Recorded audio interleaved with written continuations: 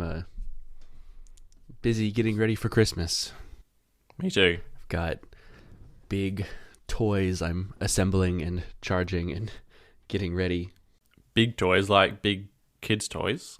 Yeah, my youngest son is really into trains, like Thomas. Mm-hmm. And so I got him, it's like one of those ride-on Thomases with the tracks you can set up around the house. But it, of course, came in pieces, like not just the tracks, but the train itself. So I'm putting it together right now. And I've got the battery plugged in, which requires to be charged for at least 18 hours before the first use. So I've got to get that done and charged up so it's ready. Is that how long it's going to take to charge it when it's empty as well, going forwards? I don't think so. I don't understand why, but this ride-on toy uses like the old lead acid battery chemistry, which is like what your car battery uses. And those are very sensitive to, I don't know exactly how this works, but it's like the first charge, whatever level it gets to, it's like the max it'll ever be able to charge to again. So you want to make sure the first charge is like charged all the way. Well, at least the train's got an alternator so it can keep it charged after that, right? I wish. Well, what would the alternator be running off of? I don't know. The Fred Flintstone traction feet on ground. Your kid's got to keep the alternator charging the battery with his own feet. You know, there's actually nothing stopping that from being exactly how it works. Like, this is the most basic form of just battery plugged into electric motor. So it should theoretically work that direction as well if they were to push it on the ground for a really long time. A really long time. Mm-hmm. I've never heard of like a full-size ride-on Thomas with full-size tracks as well. Well, not full-size, but ride-on size tracks. That sounds like a lot of fun. It's an old toy. I got one for my birthday or Christmas when I was like 3 or 4 years old. So I know they've been around for at least 20 some years. Yeah, you just have to do things bigger in the United States, don't you? Everything has to be bigger.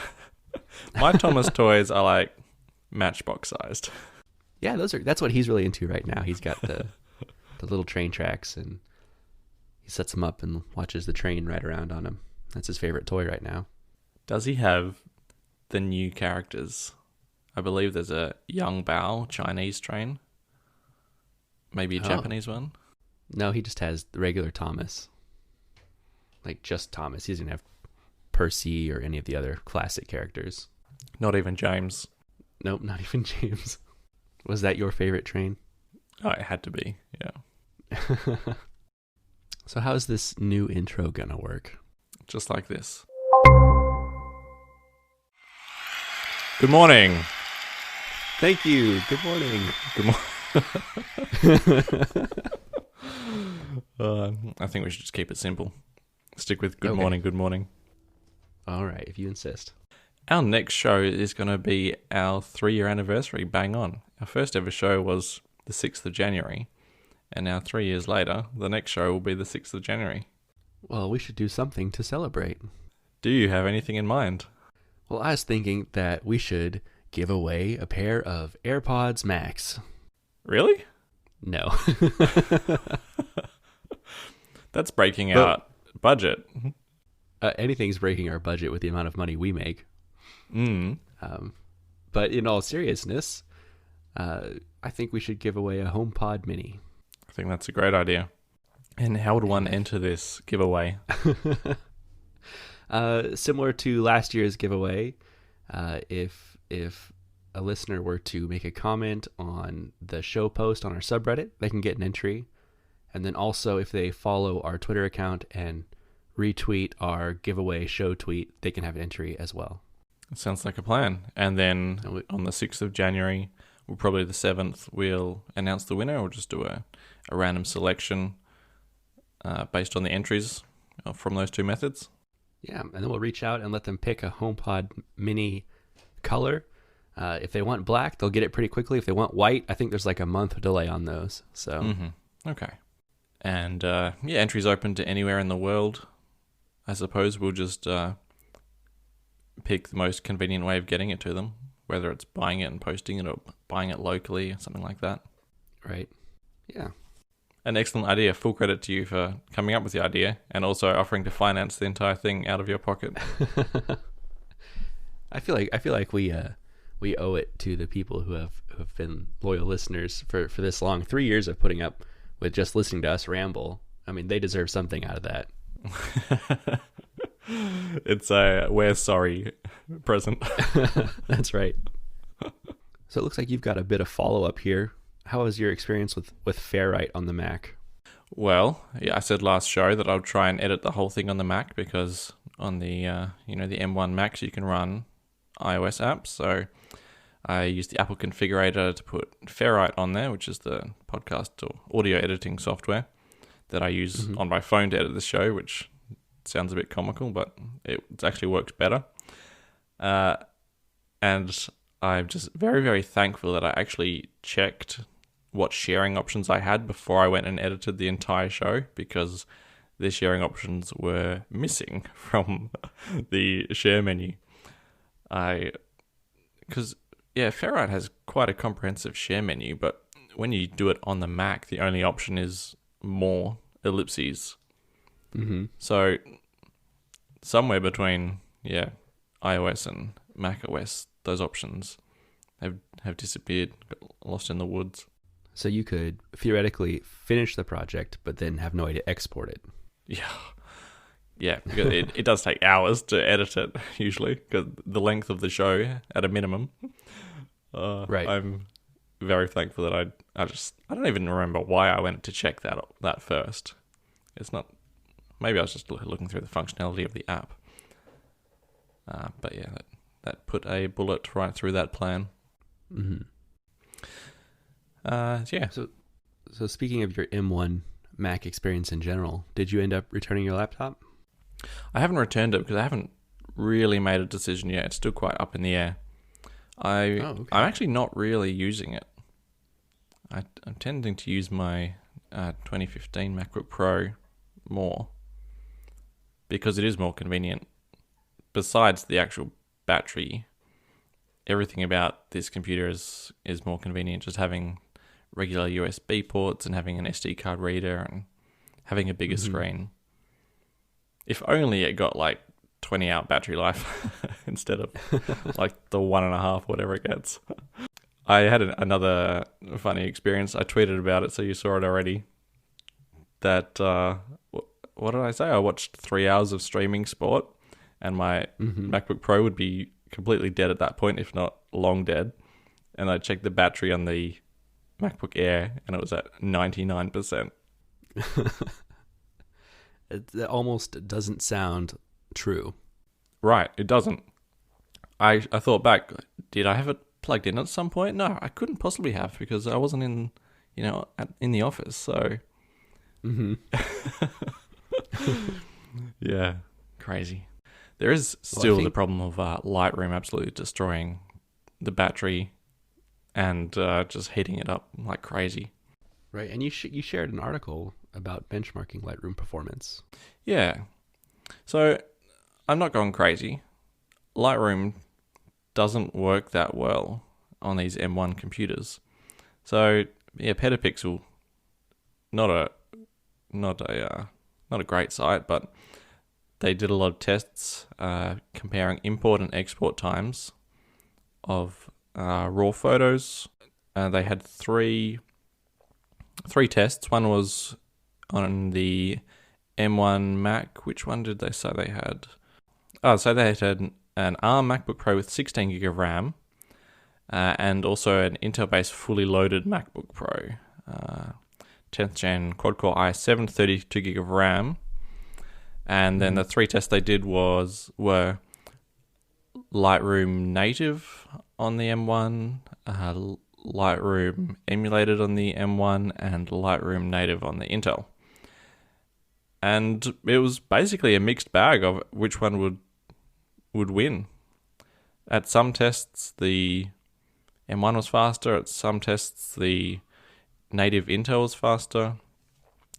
And some tests, even the Intel Mac was faster. So, I mean, their conclusion just say the M1 wins because it did all this without kicking up a fan. Well, wait, did I say it was an Air or a Pro? A Pro, so it did have a fan.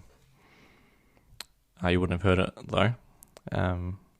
They note that the Intel Mac kicks up the fans, even doing it 20 seconds of any of these operations. MacBook Pro was whisper quiet the entire time, and the M1 MacBook Pro also probably used 1% of battery throughout all these tests. Right. So it's the clear winner in terms of battery and noise, but in terms of actual performance, there is no clear winner. Which still seems to be a little opposite of what you experienced, because it seems like you'd say that M1 was a clear loser. Yeah, but all the tests are still fairly close. So, and my M1 is an 8 gig instead of a 16 gig, so that would also give it a, hold a hand behind its back. 8 gig versus 32 gig. I still feel like active cooling plays a large role in the throttling you were seeing. Oh, definitely. Yeah, definitely. A lot of people saying they can't even get their M1 MacBook Airs to heat up, and yet Lightroom will do it within half a minute. So if you're not using your Air at all, are you considering just sending it back and not replacing it for the time being? I think that's where I stand at the moment. I think I might just wait until the next lot of computers come out and see what they're like instead. I think the only one of the initial issues you mentioned that you could hope to be resolved is they'll have bigger screen laptops. But I don't think you're getting an SD card slot or USB-A back anytime soon. Oh, no. There's 0% chance of getting USB-A and probably a 1% chance of getting an SD card slot. Right. Yeah. I'm even considering maybe an iMac because they still do have SD card slots. And they'll definitely have active cooling. Yeah, and if you don't plan on going anywhere with it, that's probably a sound investment. Yeah. So it is still up in the air, and I think I'm just going to play the wait and see game for a little while. I've got until the 8th of January to return the MacBook Air because of the holiday return window. So I'm liable to change my mind at least 15 more times until then. Just wait till the last minute and then make a split decision. Yeah. I hope not. That normally doesn't end well. That's what I do when I really want something but can't justify it. I wait till I've got like 30 minutes to decide. I'm like, well, I don't even have time to think about it. I just got to get it now so I don't regret it. Just got to do it. It's no choice now. That's right. You put phone plans in the follow-up as well. Yeah, we had a discussion a few shows back about comparing our phone plan prices, and I was paying $250 a month for a phone plan compared to your, was it $40 a month?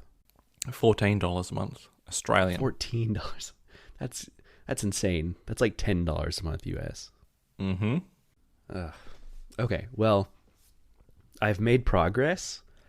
I got online, I looked at what I'm paying for, and I've cut that bill down by an amount that I'm very happy with, but it's still nowhere near what you're paying. Uh-huh, well, so my new phone bill is $150 a month. Ah. So I saved $100 a month. How did you manage to do that? Well, the first thing I did was I just went through all the add-ons that either the salesperson at the time of setting up my account said something about, and I just hand-wavingly had them turn on or whatever. Like device protection insurance through my carrier. I was paying $30 a month just for insurance on my phone. Oh, right. Which because I have Apple Care Plus, it's redundant at the minimum. So I got all that canceled, which was a headache. It took weeks to get them to finally cancel it. But I finally got that canceled. And then a bit of it is lucky timing. So I had mentioned that a big part of that was just monthly payments on a phone. And those came to an end. So that's $80 a month off the bill. And that's the majority of it. There is some more tweaking I'm going to do. And I don't know. This might be a silly choice. So the phone plan I'm on doesn't exist anymore. They've got new types of plans. and I opted to switch to a new one. So my current phone plan, or the one that I'm leaving, had free Apple Music, and they had some new unlimited plans that still came with Apple Music, and they had some that came with like Disney Plus and Hulu and all those things. And I specifically wanted to avoid those plans because I wanted is the right word? I don't know. I got Apple One. I Fitness Plus finally enticed me into it, and I paid for Apple One, and I couldn't justify paying for Apple One if I was already getting Apple Music for free. So I specifically chose a plan that didn't come with Apple Music just so I could pay for Apple One, even though I didn't save money by excluding Apple Music from my phone plan. Well, yeah. I guess you're not paying for it twice, if that's any consolation. Right. I did get a new perk that I'm excited about. It's 50% off connected devices. So if I ever decide to reactivate the cellular on my Apple Watch, it'll be like $5 a month instead of $10. And then if I ever get a cellular iPad or something like that, it'll all be cheaper to add onto my phone plan. That's a nice perk. I plan to add my watch onto my phone, onto LTE as soon as I get the chance as well. Probably early next year. Yeah, at some point when I'm actually leaving the house more, I'll definitely opt for that. But yeah, just want to say, it still seems ridiculous to pay $150 a month compared to $14, but it's at least a step in the right direction. I have another option for you. What's that? You could subscribe to an Australian phone plan, and then for $5 a day, you can use that plan anywhere in the world. That's an offer that some of our telcos do. So I think doing that will actually net you a cheaper phone plan overall than what you're paying. How would you feel about having an Australian phone number? $5 a day is $150 a month, plus the Australian, price of so the phone plan. it's $100 a month plus the phone plan. Okay. Say $20 a month. Okay, so yeah, saving $20 a month to be a second-class citizen on my country's phone towers, because there's no way whatever agreements the Australian telcos have gets them, primary access to those towers. And then your family has to send you international texts and calls. All right. Yeah. All right. Bad idea. Man, I can't believe that you guys get phone service for so cheap. That's unbelievable to me. Some countries are even cheaper, I believe. And with like heaps more data as well. Yeah. Oh, that's another thing. My tethered data went up with the new phone plan. Went from 15 gigabytes of tethered to 30. Oh, so your tethered data is actually split off from regular data. Yeah. So I have unlimited phone data. And I mean, technically unlimited tethered data as well. But after you pass that threshold, they throttle it down to like the slowest speed. Okay. Shall we talk some topics? Let's do it. Top of the subreddit. Not really, but Apple released iOS 14.3 and iPad OS 14.3 with heaps of stuff. Top of the list, AirPods Max support. I suppose neither of us have really had an option to try that. Pro Raw for the iPhone 12 Pros. Hopefully you've got some words on that. Fitness Plus. Oh, actually, there's tons of things. I think we should just go down the list and maybe talk about each topic one by one. And since we don't really have anything to say about the AirPods Max, do you want to talk about Apple Fitness Plus? I'd love to talk about Fitness Plus. I've been very pleasantly surprised by it. And maybe that's because I just have no experience with a subscription fitness service before. But I signed up for it on day one, and I've done 4 or 5 different sessions through it. I've done a few of the interval training classes, which I started with whatever it was called, the very basic beginner intro to interval training. And I did that one and thought, oh man, this is really easy. I need to step it up. So I just got one of the higher end mid-range ones and was sore for days afterwards. So, but something I was really happy about is the ability to work with like the exercise equipment I already have. I've got a treadmill and an exercise bike and things like that. And so I can choose a cycling workout. And I didn't at first know what that would entail, but it's you've got an instructor there with you, like walking you through like ramping up and decreasing resistance on the bike and moments of like all out working out, and then some recovery time. And it's a lot nicer than just sitting there and pedaling forever, to actually have someone guiding you through a real workout. So I've enjoyed it quite a bit. So it's like a real spin class. Right, which I've never attended, so I had no idea what to expect out of that. Like I said, they've got one for treadmills, but I haven't actually tried one of those yet, but that's probably the next one on my list. But yeah, I've enjoyed it quite a bit, and I saw you've been using it as well. I did give it a go. I don't have any gym equipment at home, so I was limited to either the high-intensity interval training. What are the others? There's strength, there's mindful cool down, there's a yoga. I'm just having a quick look through the list now to see what else. Core and dance, of course. So the only ones that you actually need equipment for are treadmill, cycling, and rowing. I presume you need an ergo for that. Mm-hmm. So it's quite a lot of options if you don't have any equipment at home. And the first one I thought I would try was dance, just because that was completely novel, and I have absolutely zero ability at dance. Mm-hmm. I did have a small problem though. The only screen that I could run the Fitness Plus on was the phone, and it was just too small to see.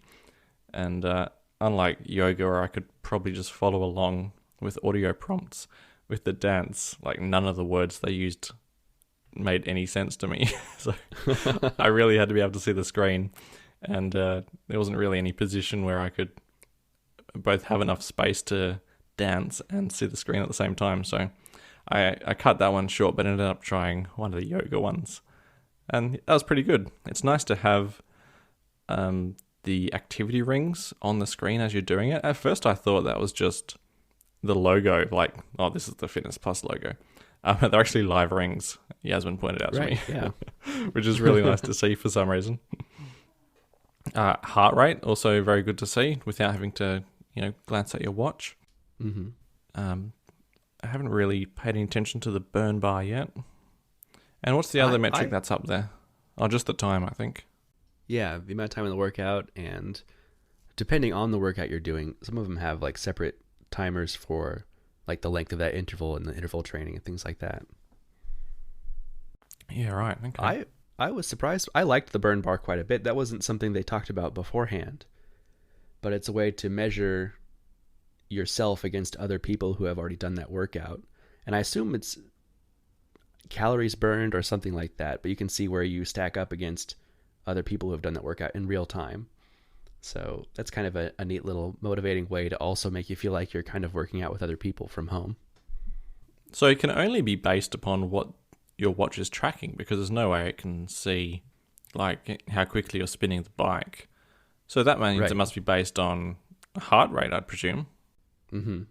Yeah.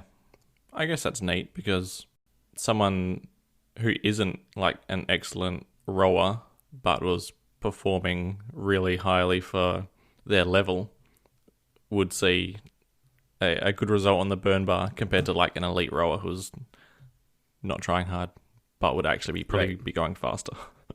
If that makes any sense. Well, yeah, I think now that I'm saying it aloud, the name itself, burn bar, it probably is just a measure of calories burned.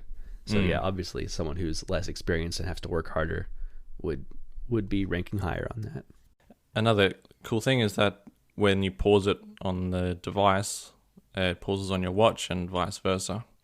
Oh, cool. I haven't tried to pause it yet. I also really liked how integral music is to the workouts. I haven't done a dance one yet, but I'm sure that's highly involved. But things like the cycling class I did, they have music that's the BPM is like how fast you should be pedaling, and they've got it all synced up with the different parts of the workout. Oh, that's great. Yeah, I've liked that quite a bit. I remember seeing somewhere you could actually get the playlist from each workout. And And I even heard you can search for workouts based on music genre. I'm not really seeing any of that just scrolling through the app at the moment, but it's supposed to be there. I haven't seen a search based on genre, but when I look at the different classes that are offered, it says the genre of music underneath each video. Ah, that's right, yeah. And you can tap listen to music and it'll jump you straight to the playlist in the music app instead. I forgot. Do you not have your iPad anymore? No, I don't. Okay. I was going to say that'd be a bigger screen for you. Well, that was my first thought. Why don't I just jump on, grab Yasmin's iPad? Because this is also what I was wanting to lead into, is that there was a noted prerequisite is that you had to have an Apple Watch paired to your phone to do Fitness Plus, right? Well, as soon as I subscribed, Yasmin's in my Apple family, of course, and she got a notification on her phone, which doesn't have a paired Apple Watch, that she now has Fitness Plus as well. And then the Fitness app appeared and she was able to do it.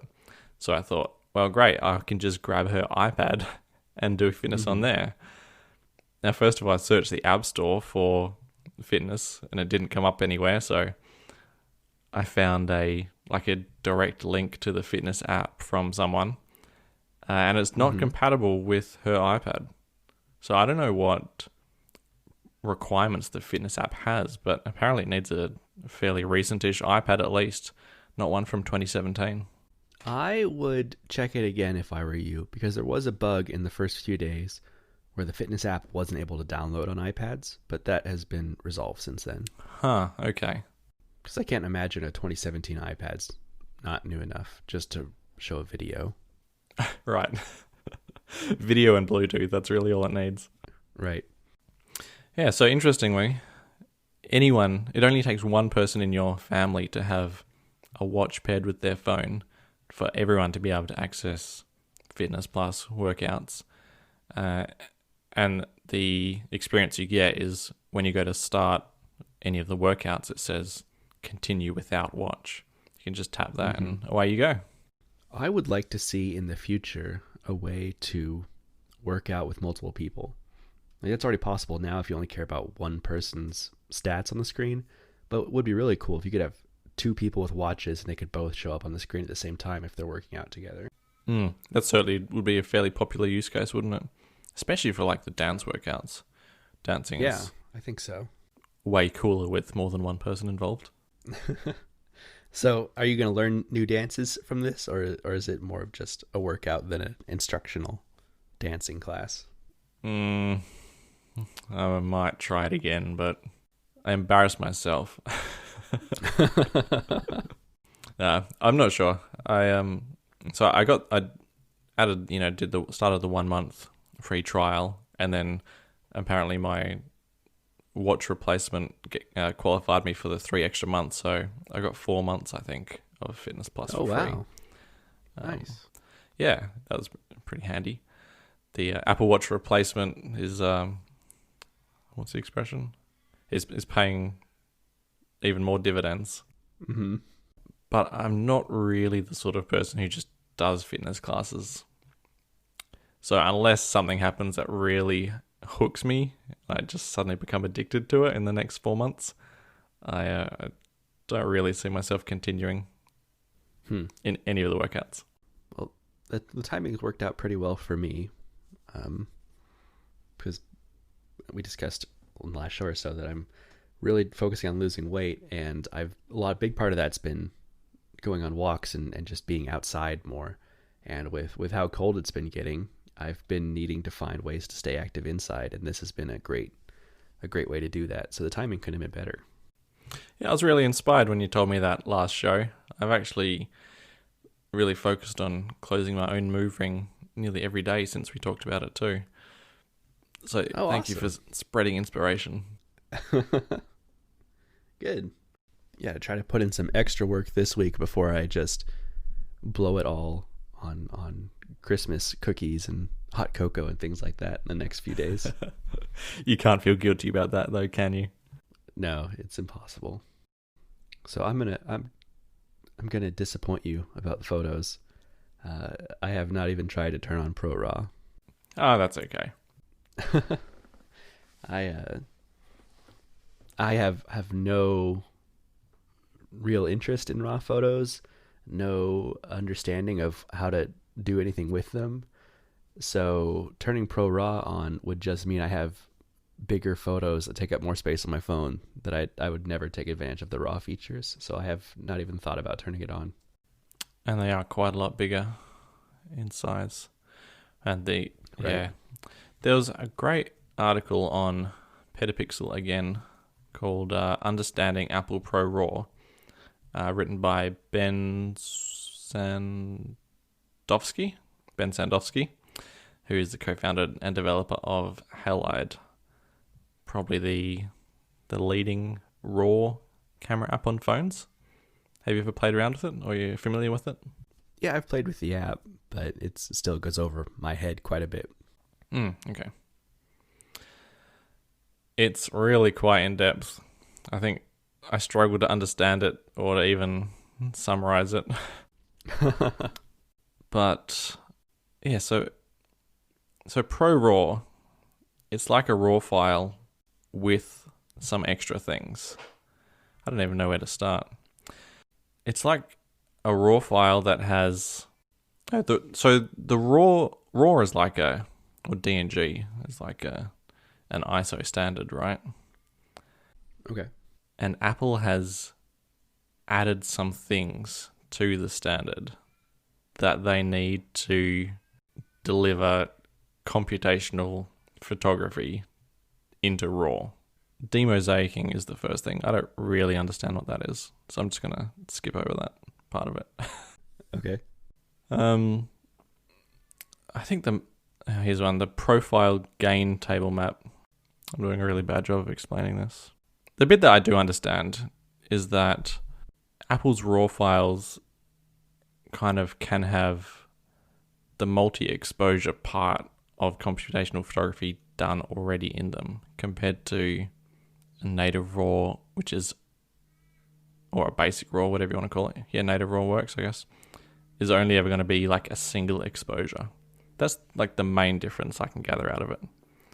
So when a phone does like 3 exposures to capture the more detail in the shadows than the standard exposure, and then like the bright sky without blowing it out, and then combines it into one photo, traditionally that would just be a JPEG file.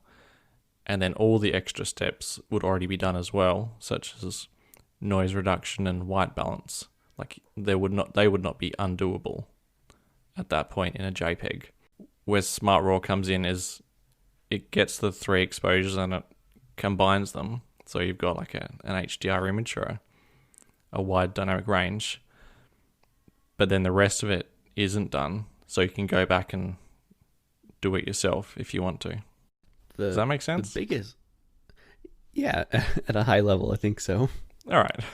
The biggest drawback of Pro Raw for me is that if you turn it on, you can't have live photos anymore, which I enjoy quite a bit and wouldn't want to sacrifice, especially for a feature I wouldn't get use out of.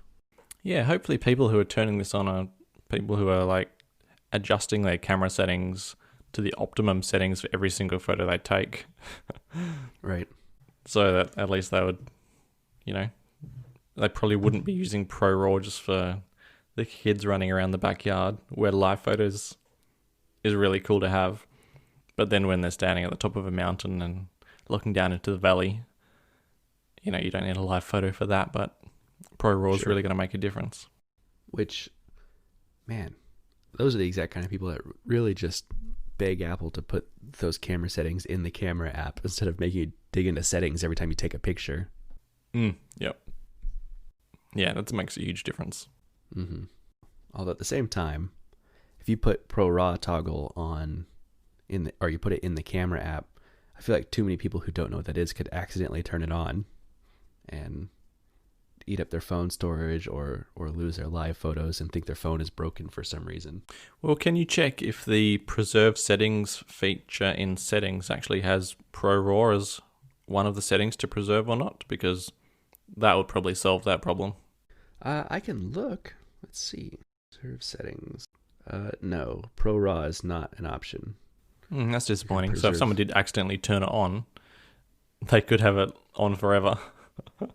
Right. I know people have actually accidentally turned on like a filter effect and then had it on for years no. without realizing they were using a filter. And of course, it's totally undoable, but not at like batch mode. So you can't just go and undo 5,000 photos taken over years Oh man. with dynamic cool or whatever they're called. Cinematic cool. This is better than like a sepia or something on everything. Yeah, yeah. One of the other Pro Raw features is called semantic maps. So Apple detects which part of a photo is like a face and then might make sure that was correctly exposed or make sure it's not overly sharpened on the face as well. And those have become part of Pro Raw and part of the D&G ISO standard as well. So do you have your finger on the pulse at all about whether or not professionals are liking Pro Raw? Do they think it's a good thing, or do they think there's still Apple's trying to do too much on top of the raw photos? Well, a lot of what I read is just from the Apple sphere anyway, so it tends to be positive, but but reading what people like Ben Sandowski and Austin Mann write, Apple seems to have delivered basically what they've been asking for. So, it's been received quite positively. And they're producing some amazing images with it as well. So does this feature make something like Halide a bit redundant? No, because only the Pro phones have Pro Raw to start with, so Sure. Halide's going to be delivering native RAW or basic RAW on all the other phones.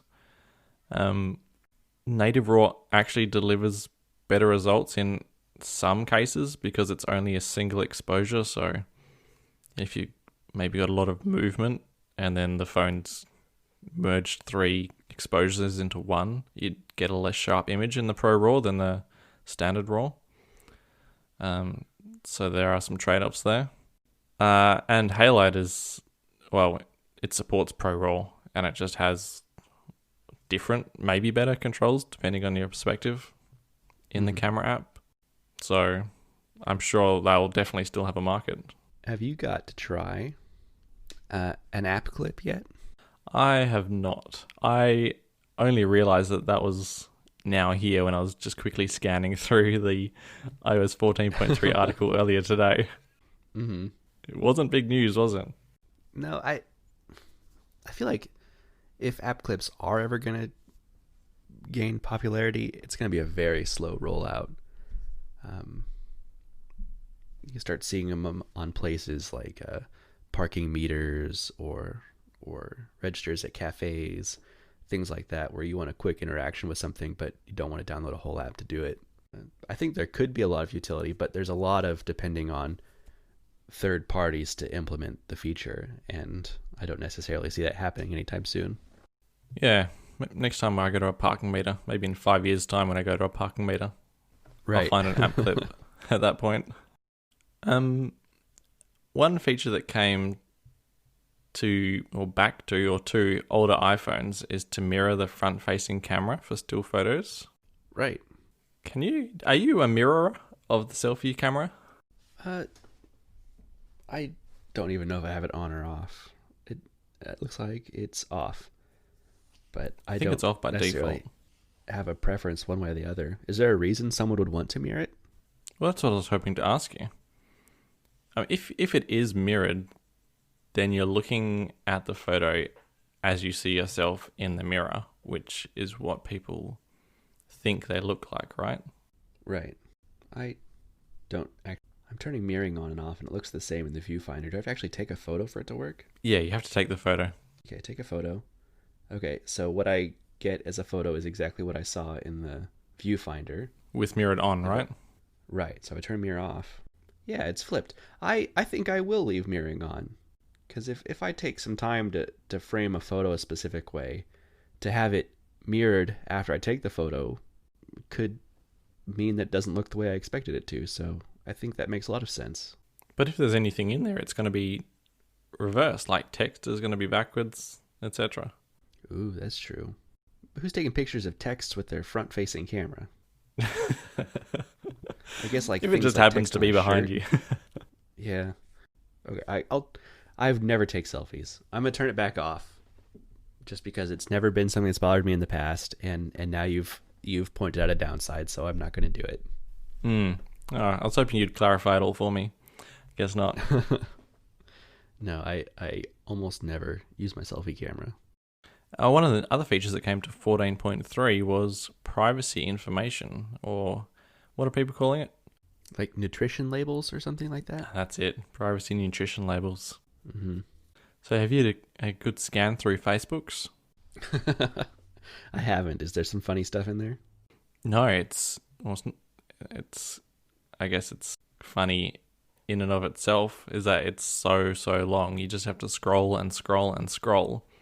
I see. But I think it kind of defeats the point, because there's just so much text there and so little like easily consumable information. It's really actually quite difficult to compare Facebook to another app unless all you compare is the length of the privacy nutrition label. It's huge. It's huge, but does it mean anything to you? No, it seems like it's deliberately as unuseful as possible. Like, it seems like there's a header for every section that says we track this, and there's an area underneath of it for like a description of why they track it. But it seems like in most places they've just retyped the header. So like browsing history, we track, like there's a room underneath for saying why they track browsing history, but it just says browsing history again. Yeah, so I don't think, well, Facebook hasn't written any of this. All they've done is gone through the checklist and checked everything that they track, and then that has generated this label for them.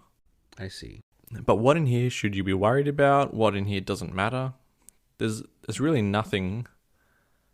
You'd have to know what you're looking for, and no reasonable person is going to sit here and look at things one by one to work out if they need to be worried about this privacy label or not. And some of these are like a little scary vague. It's like there's a section for data that's linked to you, and it just says personal or sensitive information. Like, what does that mean? What is my sensitive information? Yeah. And why does Facebook need access to my sensitive information? So, and like there's separate things for my browser history and my photos and videos and my chats and all that. So besides all of those things, what other sensitive information do they have access to? So, well, I guess they have my health and fitness information. Why does Facebook need access to my health? That's what it says. I doubt it. I don't know. Yeah, exactly. That's my whole point. It's a good start, I guess, that Apple has asked developers to fill in this information. And for a lot of apps, it's just a short little, a couple of bullet points, and it's easy to see what's going on. But either intentionally or not, Facebook's, and probably any other app that's in a similar vein to Facebook, is just such an enormous wall of text that it's really difficult to glean anything useful out of it.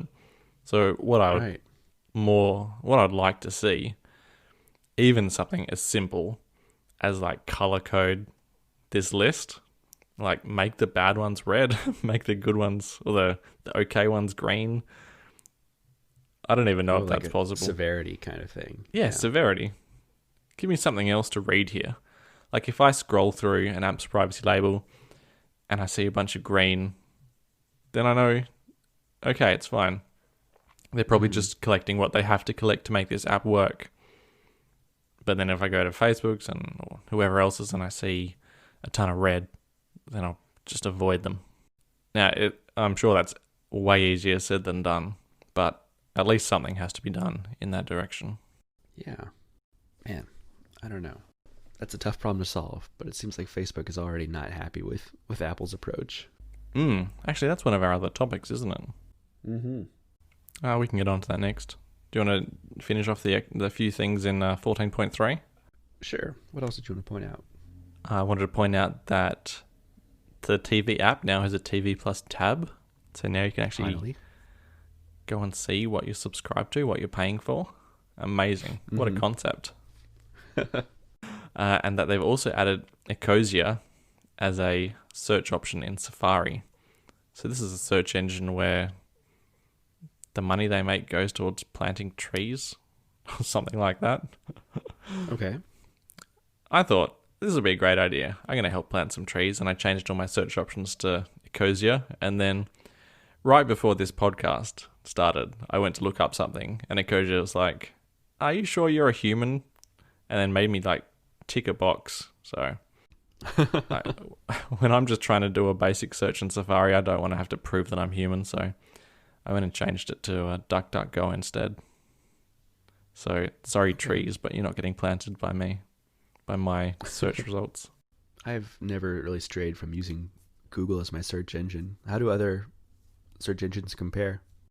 I'm led to believe they all basically use Bing in the background. Really? So, yeah, I think you can compare it to Bing, but I mean, for me, Google's just slowly getting worse and worse. Not in terms of, yes, in terms of search results, but also in everything that's around them and above them and below them, and right, just trying to get search results. Sometimes you have to wade through all this extra crap. That's fair. But yeah, so I'll default to DuckDuckGo to start with, and they actually have a shortcut just to jump straight to a Google search result, which I'm looking up now because it's just skipped my mind. I don't know, you put like a bang G at the start of it to take you to another. Oh yeah, if you start it with !G, it'll jump straight to a Google search result page instead. So that's a handy way of having like the best of both worlds. Interesting. And DuckDuckGo, you get the advantage of not really being tracked at all. Yeah, nice. I've been on a bit of an anti-track crusade in the last week. Anything specific you've been doing? I have got rid of nearly all Facebook properties off my phone.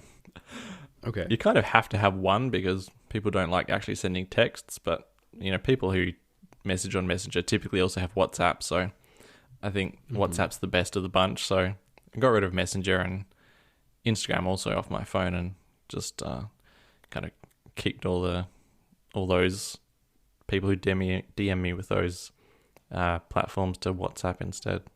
Wow. You're probably or at least you were, like the biggest Instagram user that I followed. You always had new stuff posted. Yeah. Well, you can actually use Instagram on the desktop, so. Okay. So you're still going to use it, just not from your phone. Yeah, I think so. Okay. Although saying that, I haven't. I don't think I've posted a story in a week now. And I used to post every day, right? More or less. Right, yeah. That's about the limit of my crusade, though. So it hasn't been the biggest crusade, but it's a start. Yeah, it's a good start. The problem with Facebook is that they can track you even if you're not on Facebook. So they've got their hooks in like every website now. Yeah, basically. Does Safari's anti-tracking combat that in any way that's meaningful? I mean, I assume the privacy report will tell you that their tracking is there, but I don't know how well their tracker prevention actually works against Facebook. I'm sure it's going to be a game of cat and mouse where Apple's going to implement something and Facebook's going to make a workaround, and then Apple's going to block it, and it'll just go on forever. Well, that kind of leads into the next topic, doesn't it? Which is the war, Facebook versus Apple. Right. Facebook actually taking out newspaper advertisements slamming Apple as bad for small business because they're going to present a dialog box to ask users to allow themselves to be tracked. So Facebook's stance is that this is going to cost small businesses money because their advertising won't be as effective anymore. So they either, get less revenue out of their ad money or have to pay more to get the same amount of hits. I mean, advertising was effective and worked long before it was targeted and people are being tracked. So Wasn't as effective though. I suppose. Yeah, this was not something I necessarily saw coming. I was positive that Facebook was going to complain and stomp their feet and try to fight it behind the scenes, but I did not expect the Epic style public ad campaign against Apple. Epic, I can understand where they can say, like, Apple's taking your video game, your favorite video game, away from you, and then that'll get people motivated to fight. But who at Facebook thinks that someone's going to read that Apple's not letting us track you as much, and so you need to stand up to them? Like, that seems like a much harder argument to win in the court of public opinion. Yeah, I do wonder if people who don't really keep track of this stuff would have that opinion though. And people who don't follow this stuff, all they're seeing is Facebook. Apple is bad for small business. Love from Facebook. Do you think Joe Blogs? Do you think Joe Blogs even has like a bad opinion of Facebook? To see how skeptically they should look at this. Well, I think the most telling part is that Facebook took out print advertising to say this. And so it seems pretty clear that the people they're targeting are going to be the older generation, people who still mostly consume print media. And for those people, I could definitely see just seeing Apple is bad for small business, look at them attacking small business and getting mad about that. I think if this was targeted at younger people, I mean, the younger generation, like the generation directly after mine, already doesn't use Facebook at all. So I think Facebook is really playing to the audience they have, which has gotten older and older over the years. I think The Verge's take on this was that by putting it in a newspaper, they were targeting the campaign at the government itself and at politicians. I mean, yeah, on top of everything else going on with the antitrust investigation the government's been doing, and with Apple already being in the public eye because of the Fortnite and Spotify stuff, it really does feel like Facebook's just trying to pile on. I don't know what they're trying to get out of it. Just we don't want to have to ask for permission to track people. I don't see how that's going to pan out. It's like, oh, also make them stop making us ask for permission while you're also, telling them they have to support second app stores or something. You put a link to Rene Ritchie's tweet here as well. Yeah, I thought he had a pretty good summary of what's going on. He said, Apple is a snooty restaurant. You pay a premium, get your food, leave. Facebook lets you graze for free, but you're naked and they insert probes while you eat. iOS 14's prompt doesn't stop the naked part. It just makes them ask before they probe.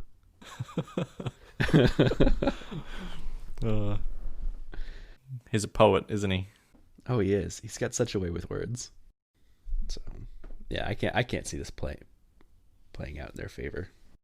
Yeah, maybe Facebook has some sort of deceptive sub plan in action here in motion, because the obvious solution is doesn't seem likely at all.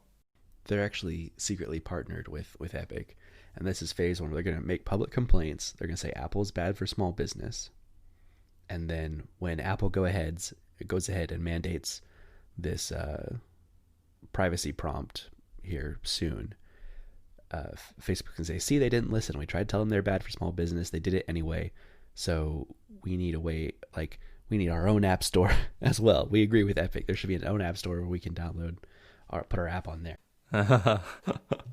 Hell would freeze over before I downloaded anything from a Facebook app store. Yeah. I mean, this sounds like the death knolls of the company. Like, they're fighting so hard to stay relevant by buying up any other apps that are popular, and actually that was something that recently just came out as our government said they have to break up Facebook and Instagram and WhatsApp. So we'll see what comes of that. I'm sure there's going to be lots of court cases with Facebook trying to fight against that, but that's been the most recent. That's just a threat, though. It hasn't been enforced. Right. Yeah, I'd say of all the tech giants, Facebook is probably the most guilty of buying up all their competition. So closely followed by Amazon. Oh yeah, is that what Amazon does as well? Except they do it in the physical space. Hmm. There was a big story years ago where they decided they wanted to get in the diaper selling business because diapers are very profitable.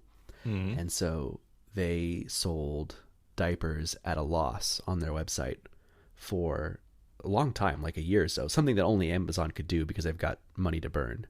And what they did is they made every other diaper selling business go out of business because they couldn't sell diapers for cheaper than Amazon. And so once all the competition was gone, then Amazon raised the prices of their diapers back to something that was profitable. Ugh. Such dirty play, isn't it? Yeah.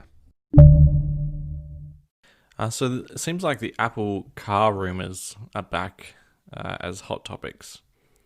That Apple is targeting car production by 2024 and eyes next level battery technology. This is exciting to hear. Yeah. I remember 2015 when the last Apple car rumors were really getting big and everyone was saying, it's going to be 2020, 2021 before we're going to hear anything else about cars. And then there was something a few years ago about Apple's kind of shelved it. They're not, Project Titan is dead. Like maybe they're working on car software, but they're not going to make a car anymore. And that's all we heard for years. And so now to come back and say, no, Apple's back in full force. They're working on a car. It's going to be done soon. That's exciting. And you think it's true? I think it's true they're working on a car. They've got the certifications already to be testing self-driving cars on the road. So it's obvious they're doing something. Whether we see anything of that ever and whether or not it's something that I could ever afford in my wildest dreams when it finally comes out, that's all to be seen. But I feel like if Apple is going to enter space, it's because they think they can do it better than anyone else. And in my mind, that means they have to think they can pull off full self-driving in like 5 years. And I think that's awesome just for the industry as a whole. If that's, before the end of the decade, we could see multiple self-driving cars on the road.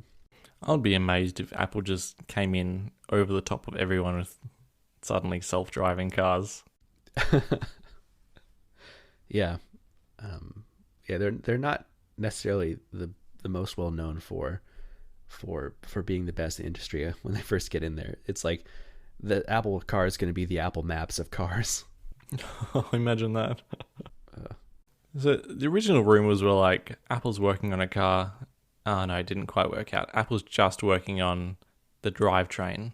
No, that didn't work out either. Apple's just working on like the console. No, just the software. They're just doing the software now.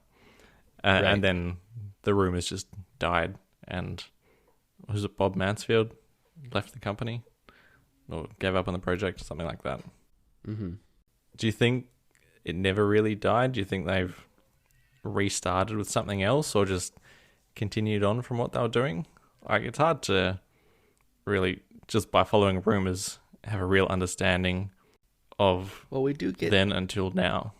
We do get a little bit more insight with things like this where they have to have certain government permits to do things and their testing has to be done outside of their labs.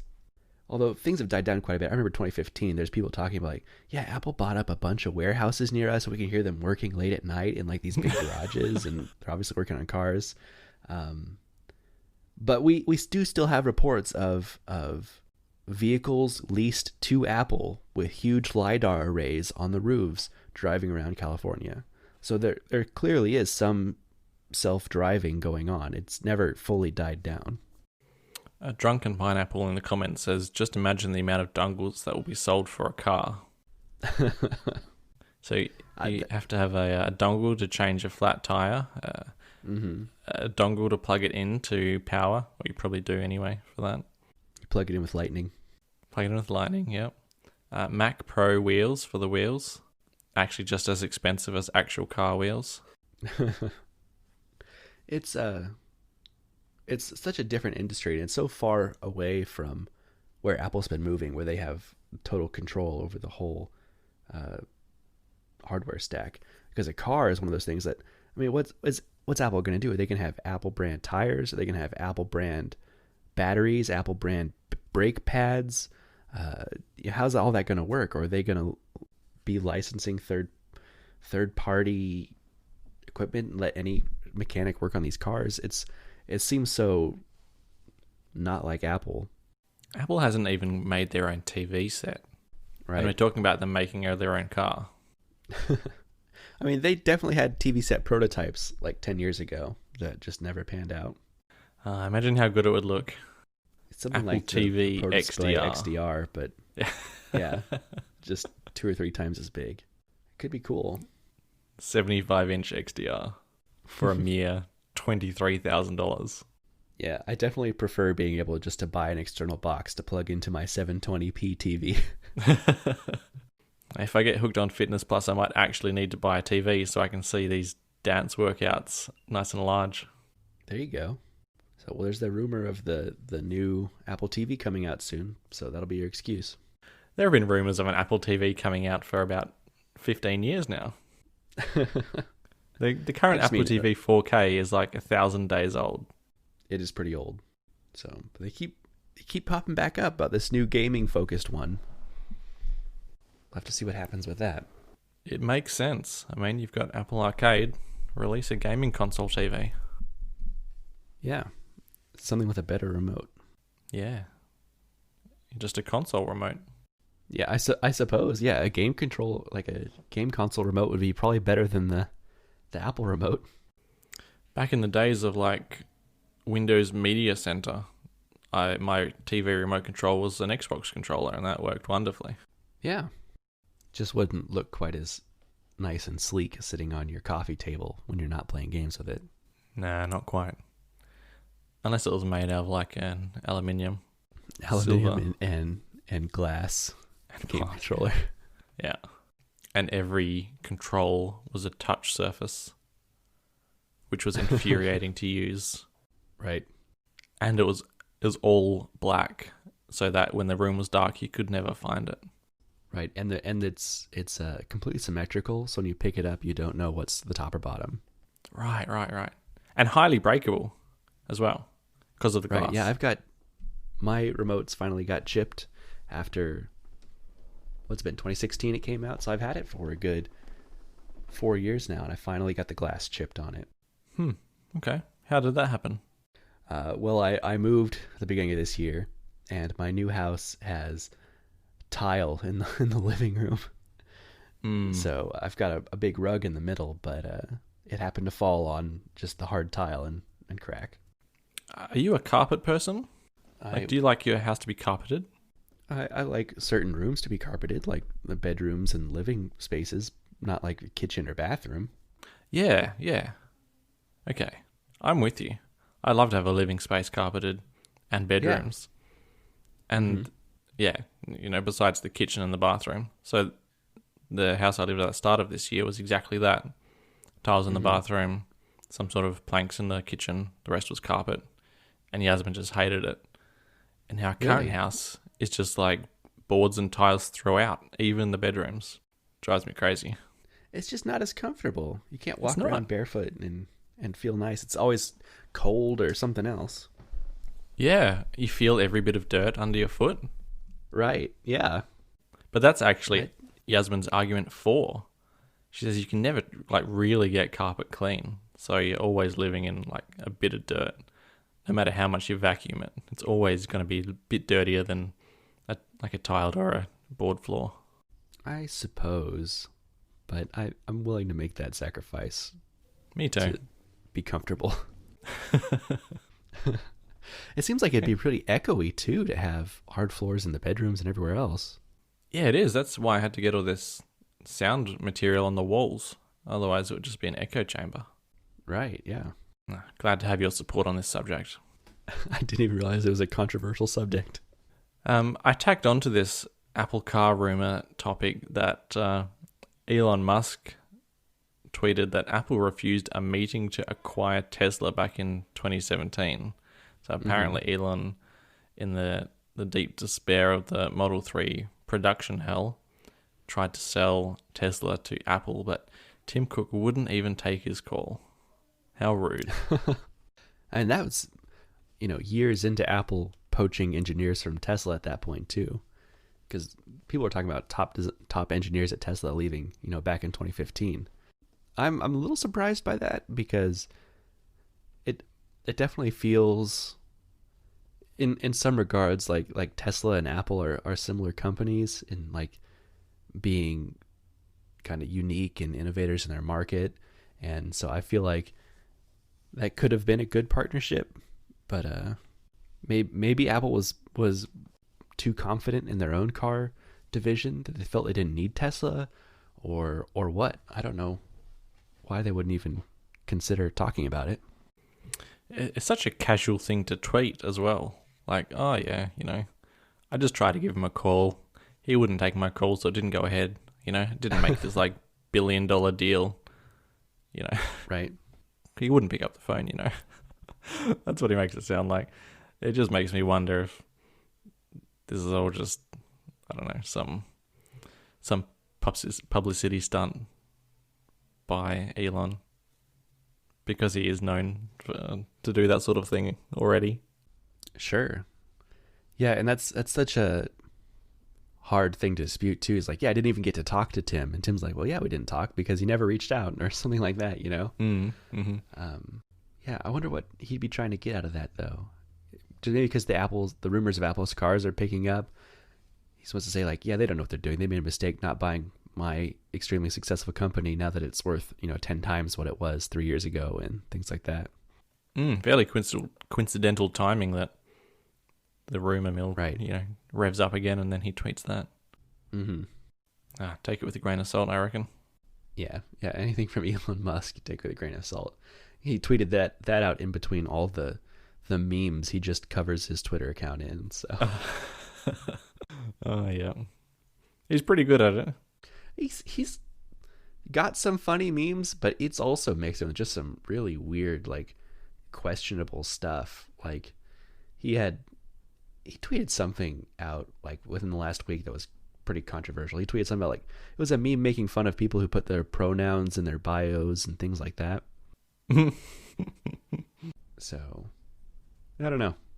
He's definitely an interesting person. That's for sure. Apparently, our podcast follows him. Oh, our podcast account does? Yes. Oh, okay. That must be from when I set it up, and I think I just followed a bunch of people who are like remotely tech adjacent. So I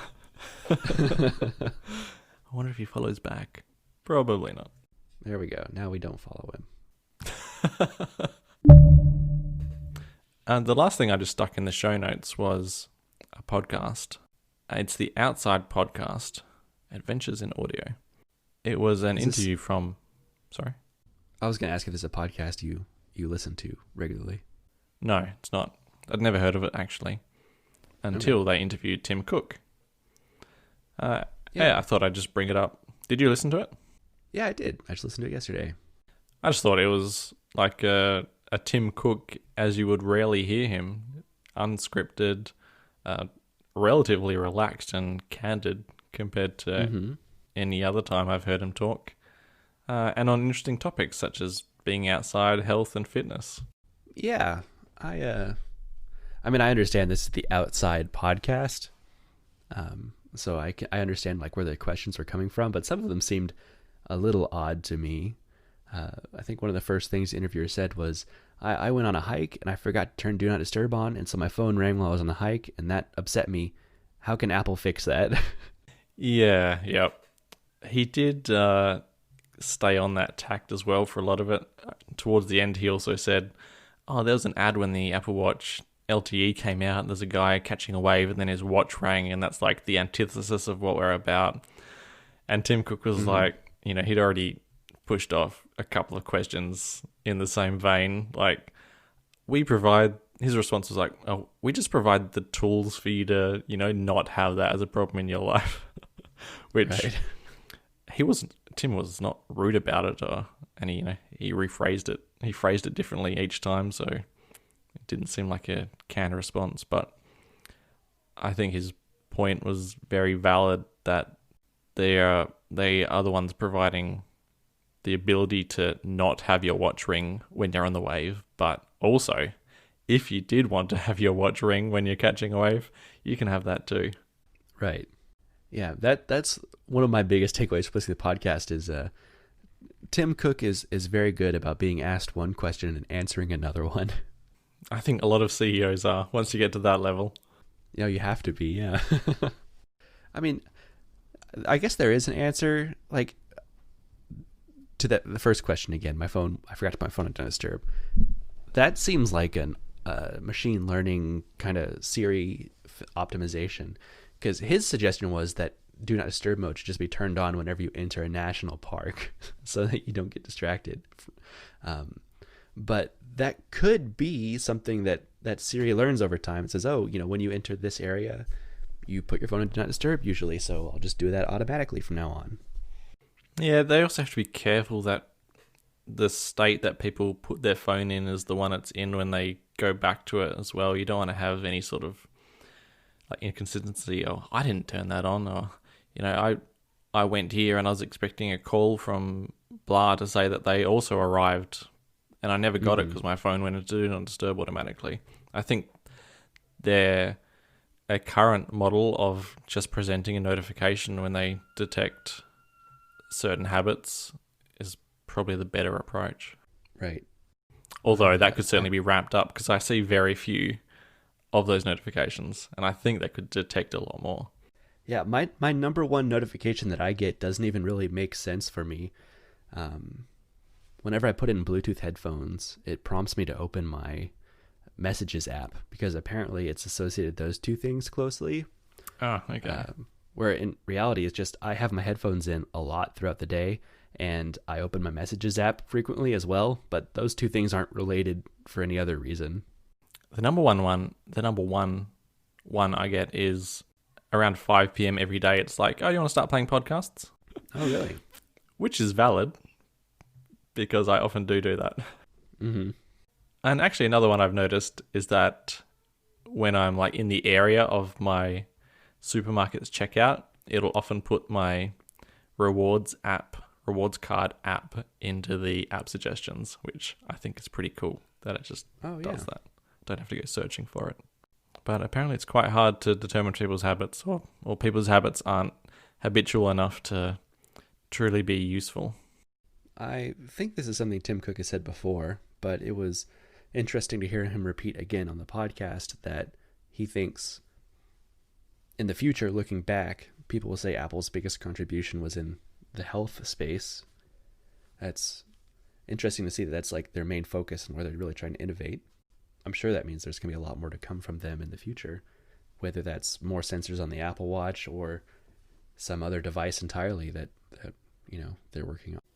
Yeah, I certainly got the sense that he was alluding to future sensors coming to the Apple Watch as well from the podcast. Sure. Yeah, there's been plenty of rumors that Apple's been at least testing a blood glucose sensor for the watch, so that's hopefully coming in a couple years. Often rumored little seen blood glucose sensor. That's a hard one. Or non-invasive glucose sensor, I should say. Right. Another interesting one, considering this podcast was, basically entirely about being outdoors and with some sprinkling of health and global warming, things like that. When asked what technologies he's most excited about, Tim Cook, as always, took every opportunity to bring back up augmented reality and saying that he thinks that's the future. The old vague augmented reality comments. Uh-huh. So there's clearly something big coming there. Or he's just like had a huge gamble and now he's just sticking to his guns that it will be the future. And he doesn't actually know why. I mean, I think that if it could be done really well, it could be awesome.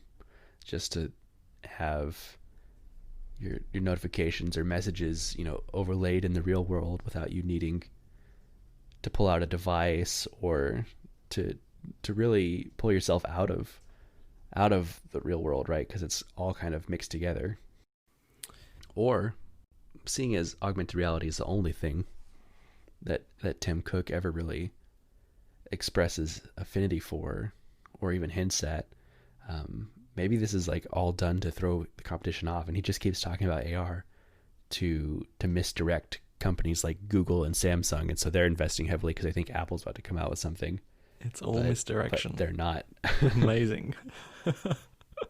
Samsung's pouring billions of dollars into this wearable device, wearable glasses. I think all glasses are wearable. Well, they should be. AR glasses. And Apple's just like tripling down on the Apple Watch as the device, the wearable of the future. Well, did you see that Samsung, the new Galaxy Buds Pro that are coming out soon? They added spatial audio to those. Hopefully it's better than the was it the transparency mode or the isolation mode on the previous Buds, which was advertised, but basically a non-feature for how bad it is. So hopefully they can pull it off. I'm led to believe it's quite good. Yeah. I'm tempted at this point to just get AirPods Pro when the new ones come out, hopefully early next year, to both play with that feature. And my AirPods are starting just at the very beginning stages of starting to experience some battery and connectivity issues. So I'm ready to replace them at this point. Yasmin's are at that stage as well. Like the right one, when the microphone's being used, will last minutes now. Oh, wow. My OG AirPods got to that point as well before I replaced them. And I think the AirPods Max are they're tempting me to want an upgrade, and I would opt for the cheaper upgrade of going to the Pros instead of spending all my money on the Max. I think there are a ton more use cases for the Pros over the Max. I agree. Any more to add about that podcast? I can't really remember it, actually. It's a few weeks since I listened to it now. Yeah, not much has stood out to me besides the things I already mentioned about it. I'm James VDM on Reddit and Twitter. And I'm Jellywoot on Reddit and Twitter. And you'll find the show post at reddit.com/r/the Apple Show. And leave a comment on the post for this show for an entry to win a HomePod Mini. Or look up the show on Twitter, twitter.com/rAppleShow. Mm-hmm. Follow and retweet for another entry, for a grand total of 2 potential entries. And if our last competition was anything to go by, all entrants have a fairly decent chance of winning. Yeah, I'd definitely say that this is not a giveaway to skip out on, because, yeah, you've got a pretty good chance if you enter. You've added another phone to your iPhone collection. Yeah, my wall of iPhones has sat at about the same point for a few months now, and I finally made the step into iPhone 7 is now a legacy phone in my mind, and now I was hoping to get it in the mail today. It got delayed, so it'll be here tomorrow. But I got a jet black iPhone 7 to be added to my wall of iPhones. Jet black. That's the one I had. Well, I think I had a Plus though. But the jet black is just such a fantastic finish. The hard thing about buying a used jet black phone is that finish scratched so easily. So to find easily. one that still looks nice is hard. Yeah, I bet. But you found one in decent condition? Yeah, it looks like it was in a case its whole life. Mm-hmm. So, and with this wall of iPhones, I specifically want like all of the like unique for that year colors, or first year that color was introduced. So like the gold 5S and things like that. Yeah, right. So I definitely wanted the jet black iPhone 7. What level do you keep the batteries at on these phones when they're just on the wall? Well, dead. I don't charge them ever. But you don't keep them on though, so they must have like a battery level. I guess. I assume that even off, they'll eventually just drain on their own, right? Incredibly slowly, maybe. But I think if you keep the batteries like at 50%, you will maximize their idle lifespan. Okay. Well, maybe I'll have to go through my wall and charge them all back up and get them back to around that point. Yeah. It's probably really not worried worth about- doing that since you don't really plan on ever using these, do you? Yeah, I guess I really need to do whatever it takes to minimize the chance of just battery swelling happening over time. Yeah. I'd say 50% then is probably your best bet. All right. Well, that'll give me an excuse to play with all the old iPhones again. Yeah. I'll pull them down and plug them in. You still have a 30 pin? Somewhere. Well, that's the last episode of season 3 for us. Or seasons as I've grouped them on YouTube, which is basically just by year. Season 3. Our podcasts had seasons at one point as well, when you were posting them. What do you mean when I was posting them? Didn't you post one once and then because it was through Anchor and it asks you what season, and then you Oh, maybe. and then you put in a season? I don't know. Maybe I'm misremembering. Yeah. Wow. 75 episodes down. Congratulations. Well, congratulations to you. This is your baby. We're both Just parents. along for the ride. We're the two dads of the R Apple Show. We started off with like a polyamorous 4 dads situation, and then we got 2 divorces. Or is that 4 divorces or 6 divorces? I'm not sure. Right, because 3 got divorced from one, and then 2 got divorced from the other one. The 5 Yeah, divorces. and then they divorced each other as well. Ooh. Or are they I mean, still we don't know. together? Maybe David and Christian are still talking. They have their own podcast now. The r/iPhone show. Well, that means next year we should hit episode 100 in a year time. Mm-hmm. We gotta do something really big for 100 episodes. That's the one where we meet up and record it live. Okay. Do you think you could make your way to Germany? I'm sure I could. I have friends in Germany. All right. Rural Midwest Germany. Oof. I have no idea where he is. I guess that's not a very helpful thing to say. I have friends in a country somewhere. Yeah, it's not a, it's Europe. Nothing's really that big in Europe. Right. Like, what's it, the size of a state here? Yeah, pretty much. You could catch a train from one side to the other in 6 or 7 hours, probably. Let's see. Where does he live? Oh, he lives in Munich. Ah, yeah. That's not Midwest. No. That's one of the guys I used to sing with in my quartet when we started the show. He moved to Germany. Huh. Cool. Yeah. Why? Are you going to be in Germany a year from now? I don't know, but there's a possibility. It's kind of a midway point, I guess. Kind of, yeah. You're almost like the bang on the antipode from Perth. Yeah. Actually, my city, a sister city, is in Australia. Wagga Wagga, Australia? Oh, yeah. That's our Really? sister city. Yeah. Yeah, the other side of the country from me, but yeah, I guess Okay. relatively close. Antipode. Hmm. Wagga Wagga. So good they named it twice.